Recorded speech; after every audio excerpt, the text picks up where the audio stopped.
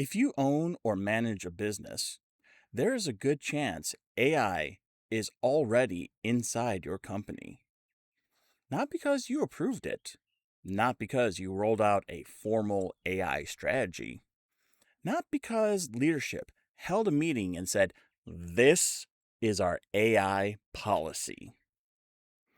It's probably there because someone on your team needed help writing an email, building a proposal, cleaning up notes, or solving a problem faster. So the question is no longer should businesses use AI? The question is how are we governing the decisions AI is already helping people make? Let's start it up.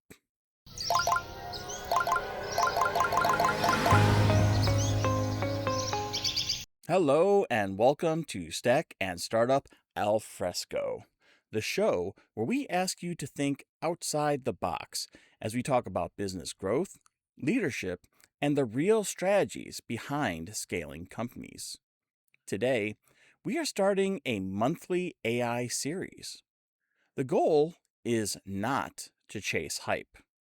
It is not to pretend AI is some distant future problem. The goal is to talk about AI the way businesses actually need to think about it, practically, operationally, with enough structure that it helps leaders make better decisions. For this first episode, I want to talk about AI governance. Now, that phrase can sound heavy. It can sound something like only large enterprises would need to worry about policies, committees, risk frameworks, legal departments, and compliance teams. But for small and mid sized businesses, AI governance does not have to start there. It can be much simpler. It starts with some basic questions.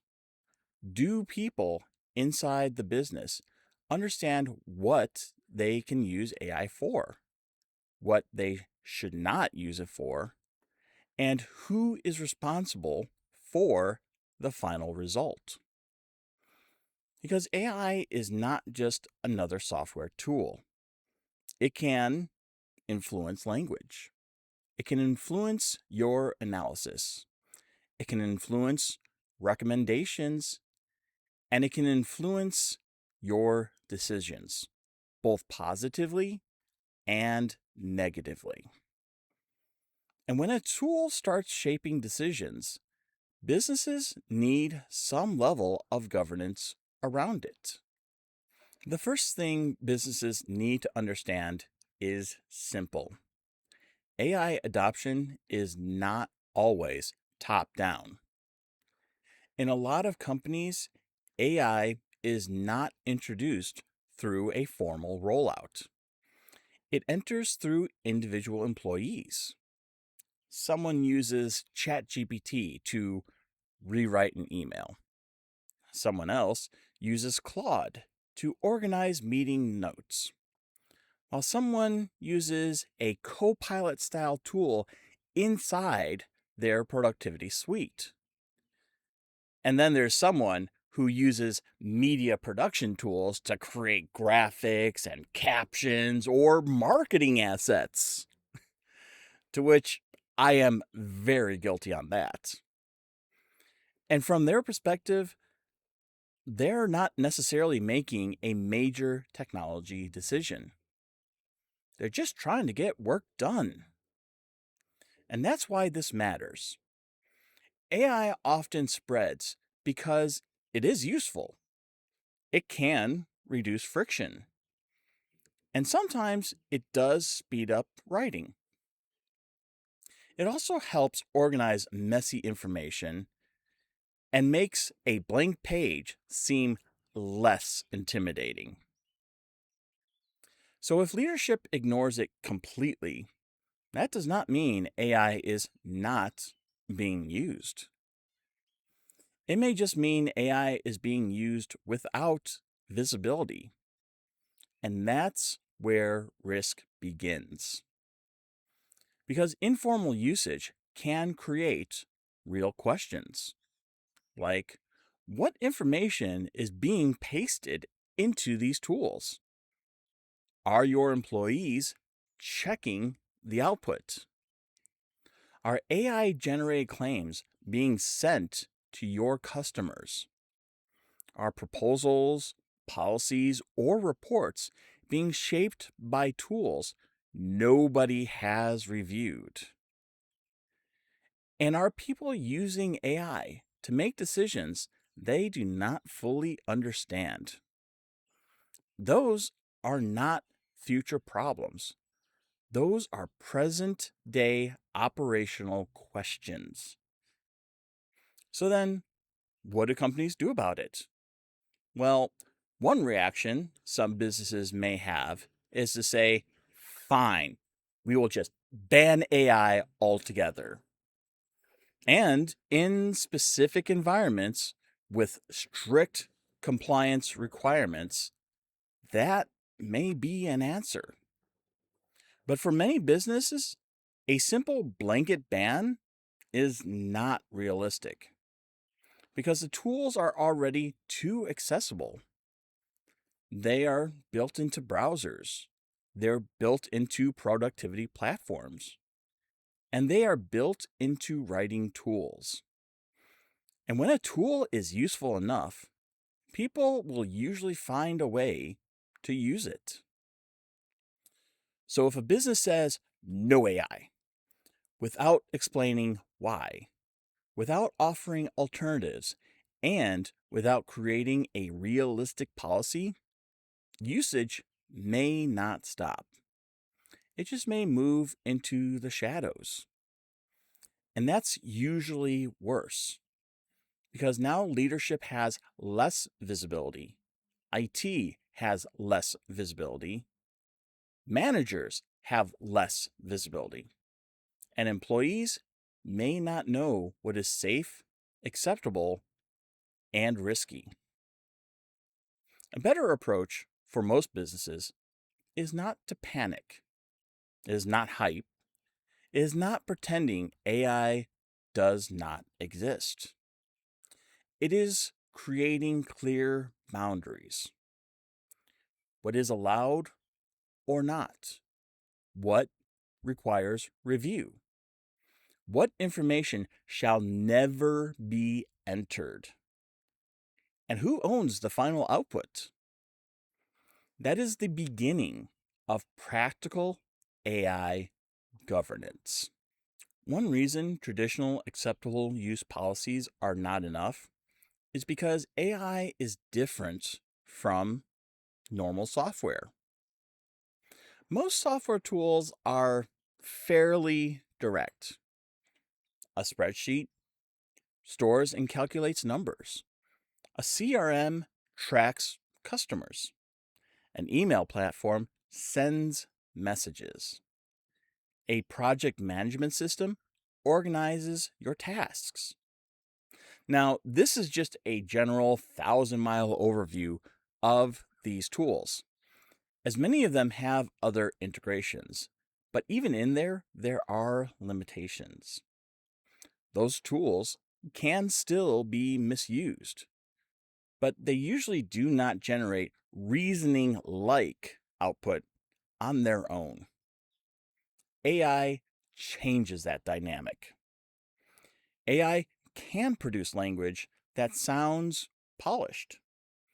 It can summarize information. It can suggest decisions. It can draft recommendations.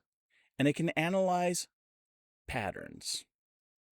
That makes it powerful, but it also makes governance more important. Because the risk is not just, did someone install unapproved software? The risk is, did someone use AI generated output in a way that affected a real business decision? For example, did AI help write a customer proposal while taking into account everything the company can do? Did AI summarize a contract while keeping with applicable laws? Did AI help draft AR communications while keeping within company policies? How do you know all these were not hallucinated without some kind of review? Those are not just technology questions. They are business responsibility questions. This is why I think AI governance needs to be framed clearly. AI governance is not about controlling tools for the sake of control. It is about governing decisions made with tools that can sound confident even when they are wrong. That line matters because confidence is not the same thing as accuracy. Polish is not the same thing as judgment, and speed rarely leads to accountability. So, what should practical AI governance actually include? For small businesses, I would start with 5 areas. The first is allowed uses. Be clear about where AI is acceptable. Maybe is allowed for drafting certain emails, summarizing public information, brainstorming marketing ideas, or help structure documents. Those are very common productivity uses that may be low risk when handled properly. The second is your restricted uses. Some areas should require extra caution. Legal language is a big one.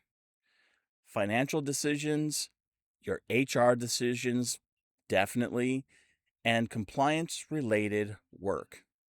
Anything involving sensitive or confidential information. Those are not areas where a business should blindly copy and paste AI output, especially into anything that is cloud based. Third, data boundaries. This is one of the biggest practical issues.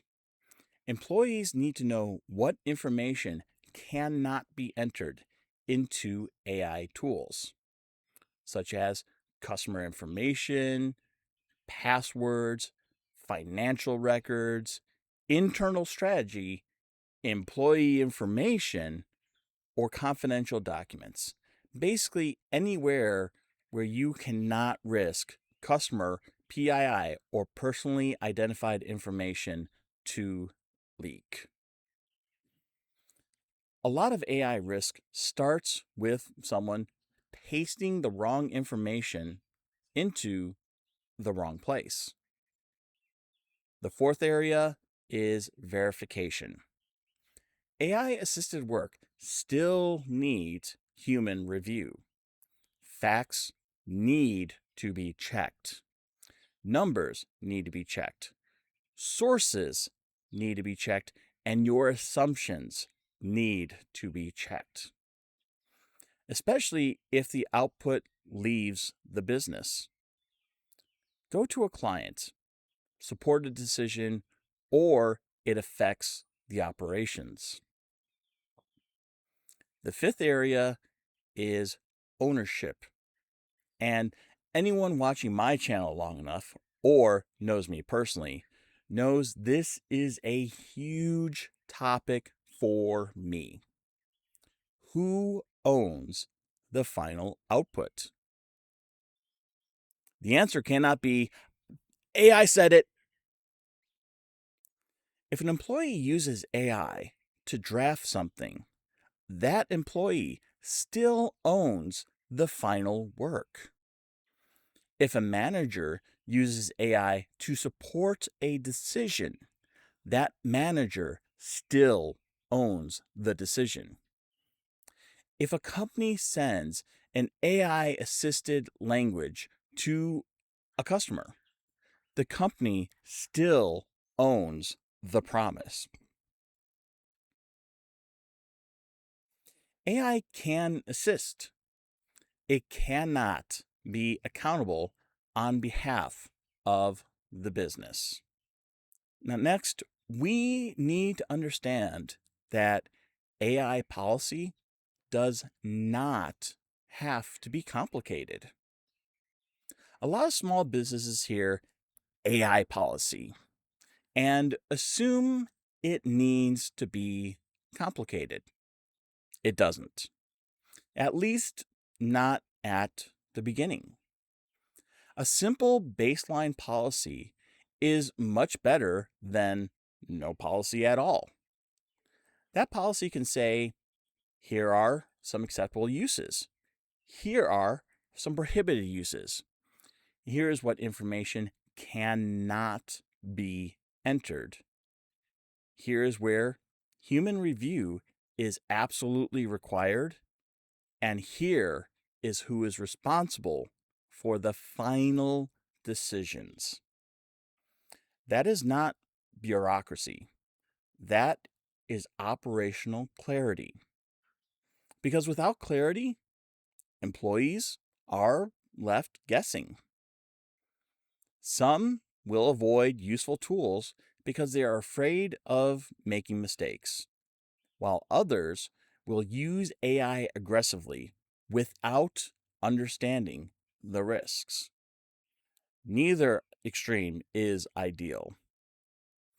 Good governance creates a middle path.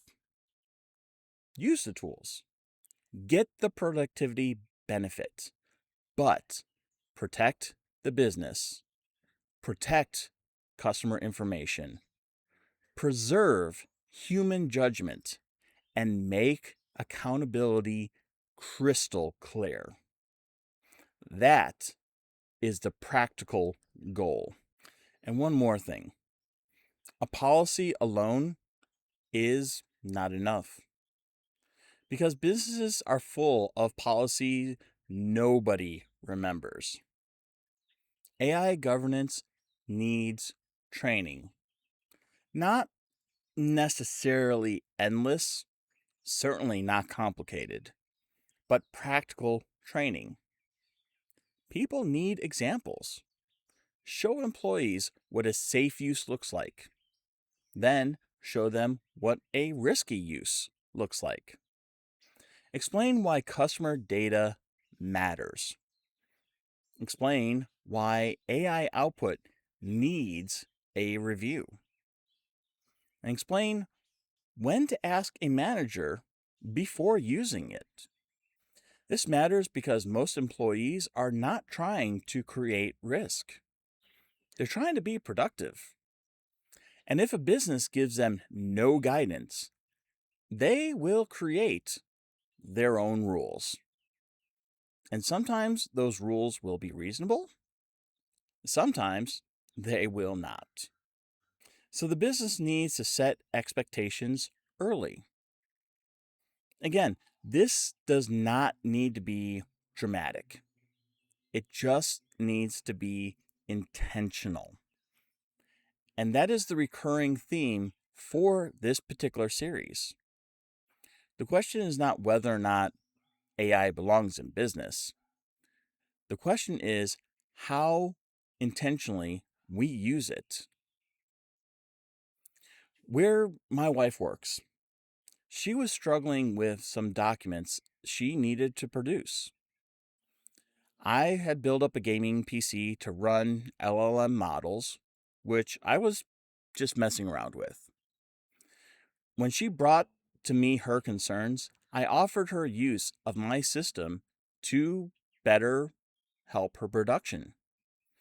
I didn't want to set her up with ChatGPT and say, have a nice day, because there is some information that shouldn't be on a cloud system. Her company noticed a measurable improvement and asked her what changed. She told them the situation, and they scrambled to create a policy around continued AI use. My system was local and stayed that way, but her company still wanted to have guardrails, which I absolutely commend them for being so forward thinking in that regard. So, AI is already becoming a part of how businesses operate, sometimes formally, sometimes informally, sometimes visibly, and sometimes quietly in the background. That does not mean every business needs a massive AI strategy tomorrow, but it does mean leadership should stop pretending that this is not already happening. Because unmanaged AI use creates risk, but well governed AI use can create real leverage in an ever changing world. The difference is not whether the tool exists, the difference is whether the business has clear expectations around how that tool is used. AI governance does not have to start big. It can start with a simple policy, basic training, clear data boundaries, verification expectations, and human accountability. That is enough to move from accidental AI usage to intentional AI usage. So, thank you for tuning in to Stack and Startup Alfresco. If you've enjoyed this episode, make sure to like and subscribe so you do not miss future conversations around business, technology, and growth. You can also find us anywhere you get your podcasts. And if you want to directly support the show, you can become a patron at patreon.com/stackandstartup. Until next time, keep thinking outside the box.